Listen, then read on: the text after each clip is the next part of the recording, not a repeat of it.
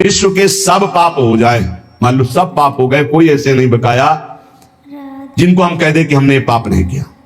और एक बात कह रहे, महापुरुषों का अपराध भी बन जाए, प्रायश्चित मघानाम महद अपराध है, महद अपराध महापुरुषों का अपराध, फिर कहां जाऊं, कैसे उद्धार होगा? यदि सब पाप बन जाए और इसके बाद महापुरुषों का अपराध बन जाए, बड़ा सूक्ष्म होता है अपराध। किसी कारण से उनका हृदय अगर तापित हो गया, बस वही आपके सारे सुकृतों को भस्म कर देगा। सुकृत भस्म होने पर धीरे धीरे विपत्तियां आना शुरू हो जाएंगी और आप परेशानियों के जाल में फंस जाएंगे। इसलिए सब कुछ मिट सकता है, महद अपराध नष्ट कर देता है। साधु हो गया तुरंत भवानी, कर कल्याण अखिल के हानि। लेकिन यहां एक बहुत बड़ी बात श्री पाद कहे हैं, यदि सब पाप बन गए हों और महद अपराध है, महापुरुषों का अपराध बन गया हो, तो इसका नाश कैसे हो सकता है?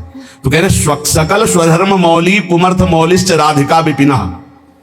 श्री वृंदावन धाम में आकर के पढ़ रहो, जब मरूंगा तो आप में ही मरूंगा, जो कुछ है सब आप सब माफ कर देगा, महद अपराध माफ कर देगा, सब पाप नष्ट कर देगा, भगवत प्राप्ति हो जाएगी। ये बात श्रीपाद वृंदावन महिमामृत में कह रहे, प्रायश्चित्तम, कोई और प्रायश्चित नहीं, एक ही प्रायश्चित है। यदि लग रहा हो कि मैं महापापी हूं और महापुरुषों का भी अपराध बन गया, अब मेरा कल्याण तो हो ही नहीं सकता, क्योंकि पापवंत कर सहज स्वभाव भजन मूर्ति भाव, मेरे से भजन भाव तो बनने वाला नहीं, तो क्या करें? आमरण वृंदावन का वास स्वीकार कर ले, अब वृंदावन से कभी भी वापस नहीं जाऊंगा, यही। अब उसके बिना किसी साधना के इस एक नियम लेने मात्र से सारे पाप और महापुरुषों के अपराध भी नष्ट हो जाएंगे, उसे भगवत प्राप्ति हो जाएगी पड़े पड़े वृंदावन में। हे भाई, बहुत बड़ी वस्तु मिल गई है। श्रीधाम वृंदावन का आश्रय वास, सत्संग, नाम जप, निश्चित निश्चित हमें अब अन्य किसी साधन, अन्य किसी तीर्थ, अन्य किसी भावना में, अगर वृंदावन का आमरण व्रत ले लिया जाए, आमरण व्रत कहते हैं कि अब जिंदा नहीं निकलेंगे यहां से, तो चाहे जितना महद अपराधी उसे भगवत प्राप्ति हो जाएगी। या आप लोग वृंदावन वास करके सत्संग सुनते हैं, नाम जप करते हैं, आपको क्या भगवत प्राप्ति नहीं होगी? इसीलिए हम कहते हैं गर्व से कहो होगी। हमारे हृदय में ये बात ठसको, अरे एक एक चरणामृत पीने वाले, रज लगाने वाले, धाम आश्रित, नाम आश्रित, एक एक भगवत प्राप्ति करा दे, हमें तो बहुत कृपा है, हमें तो प्रतिक्षण कृपा है, हमें क्यों नहीं भगवत आशा बंधा। शास्त्र कहता है ये दृढ़ आशा करो मुझे भगवत प्राप्ति होगी, आशा बंधा, ये आशा दृढ़ रखो, समुत्कंठा नाम गाने सदा रुचि, उत्कंठा पूर्वक उत्साह पूर्वक नाम जप में रुचि करो और ये आशा रखो मुझे भगवत प्राप्ति होगी। कैसे यहां भगवत प्राप्ति होती है? एक तो होती शरीर छूटने के बाद और एक होती शरीर रहते। श्री राधाया सिंजन मणिनूपुर पाद विन्यासान सप्रेम तत्र तत्र स्मृत्यो दशरा वसंति तद्वने धन्याः। आहा, जिसने ये व्रत ले लिया कि आमरण वृंदावन वास करेंगे, जब तक शरीर नहीं छूट जाता, चाहे जितना कष्ट हो इतना तक, और उसको ने कर दिखाया, खंड खंड हो जाए तन अंग अंग सत टूक, वृंदावन नहीं छाड़ी वो है बड़ी चूक। बोले जो ऐसा नियम ले लेता है तो एक दिन उसको वृंदावन की कृपा प्राप्त होती है। अचानक उसको श्री किशोरी जी के चरणों की नूपुर ध्वनि सुनाई देती है। श्रीपाद प्रबोधानंद जी, श्री राधाया सिंजन मणि नूपुर पाद विन्यासान, श्री जी जो हंस गति से चल रही, गजगामिनी गति से चल रही, तो उनके नूपुरों की ध्वनि, नूपुरों की ध्वनि, अनेक मंत्र नाद मंजू, नूपुरों से अनेक मंत्रों के नाद प्रकट होते रहते। नूपुर ध्वनि जहां सुनी तो उधर दृष्टि गई, देखा गजनायक प्रभु चाल गयंदनी गति वृषभानु किशोरी, दोनों आ रहे, निकष कुंज ठाड़े भये भुजा परस्परंस, दृश्य बदल गया। अब अश्रुओं की धार बहने लगी। बोले धन्य है वो महाभाग्यवान पुरुष वृंदावन वासी, कृतार्थ हो गया। श्यामा श्याम, ये घर भैया कभी निकल कर क्यों मिल लेंगे, चिंता मत करो, घर है उनका, कभी घूमते घूमते दोनों लाडले दृष्टि डाल देंगे। जब दृष्टि से खींच लिया, घर बुला लिया, मिलने में क्या देरी है, मिलने की चाह रखो, बाट जो हो। राधा तत्प्रिय चरणाम्बुज परिचरणाति सदृशाम्भोदौ मंक्त्वा विस्मृत देहा कदानु वृंदावने भविष्यामि। ऐसा कब होगा कि मैं श्री राधा और उनके प्राण प्रिय श्याम सुंदर दोनों के चरणों की सेवा में निमग्न, देह ध्यास भूलकर भाव देह से उनकी सेवा में हर समय बना रहूंगा। ऐसा कब होगा? मैं पुरुष हूं, मैं स्त्री हूं, ये भाव भूल जाए। मैं श्री जी की नित्य सहचरी हूं, इस भाव में स्थित होकर राधा श्याम सुंदर के युगल चरणारविंद की सेवा में कब मैं भाव देह से निरंतर निमग्न रहूंगी। वृंदारण्य वसते हृदर्म कोटि कुकर्म कोटिर्वा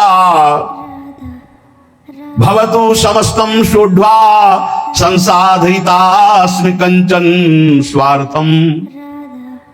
देखो मैं अब तो अखंड वृंदावन वास करूंगा, अब चाहे कोट या धर्म हो जाए, इनकी मुझे कोई परवाह नहीं। देखो ये हिम्मत तो करनी पड़ेगी। नहीं बोले वैष्णव सेवा में वैष्णव अपराध बन जाएंगे, भगवत सेवा में 32 सेवा अपराध हैं, नाम जपने में 10 नामापराध हैं, और धाम बसने में धामापराध हैं, तो फिर बचा रास्ता केवल नरकई का, और तो कोई रास्ता बचा नहीं। इसलिए ये जो अपराध की बातें कही जाती हैं वो तुम्हें सावधान करने के लिए, तुम्हारा भजन बचे, तुम बहुत जल्दी परमानंद में डूबो।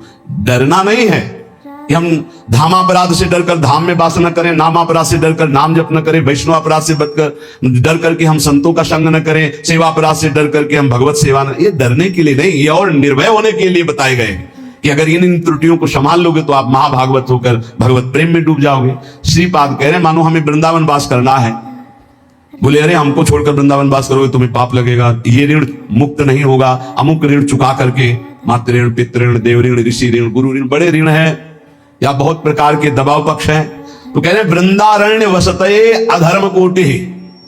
अब 2-4 अधर्म नहीं, अगर करोड़ों अधर्म करने पड़े तो भी मैं उसकी परवाह नहीं करूंगा, पर वृंदावन अब वास करूंगा।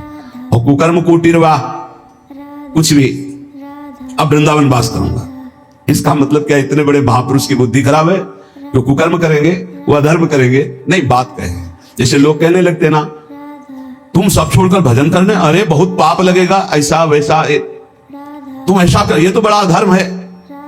कल किसी ने प्रश्न लिखा कि आपकी आज्ञा के अनुसार मैं नौकरी करता हूं, नौकरी के शेष समय में भजन करता हूं, जब भजन करता हूं तो पूरा परिवार हमारा विरोध करता है, हमें गालियां मिलती हैं, हमारा इस तरह का विरोध हो रहा है कि घर में रहना मुश्किल पड़ रहा है।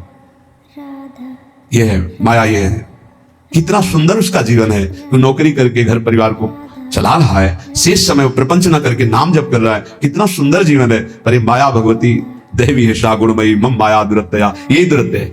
अब वो कह रहा है पूरा परिवार विरोध में, तो जीऊं कैसे जीऊं, क्योंकि मुझे अभी भगवान से कोई प्रेम तो हो नहीं गया, उनके बल पे जीऊं। और जो हमारे परिवार के सब हमसे नफरत करने लगे, क्योंकि मैं शेष समय माला लेके बैठता हूं, किसी से बात नहीं करता।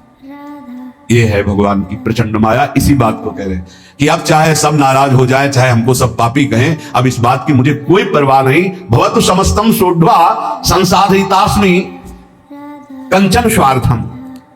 मैं किसी अनिर्वचनीय सुख के लिए ये सब कुछ कर रहा हूं, अर्थात भगवत प्रेम प्राप्ति के लिए। अब मैं किसी की तरफ नहीं देखूंगा, किसी की बात नहीं मानूंगा। इस जन्म में वृंदावन वास करते हुए प्रिया प्रीतम को प्राप्त करूंगा।